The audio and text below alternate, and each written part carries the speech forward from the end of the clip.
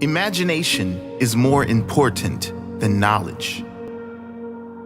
The true sign of intelligence is not knowledge, but imagination. Imagination is everything.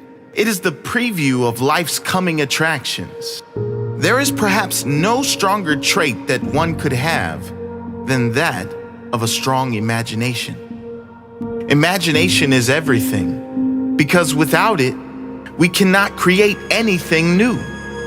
Imagination is the preview of life's coming attractions, because without it, we are guaranteed to repeat the same patterns, make the same mistakes, and live the same life over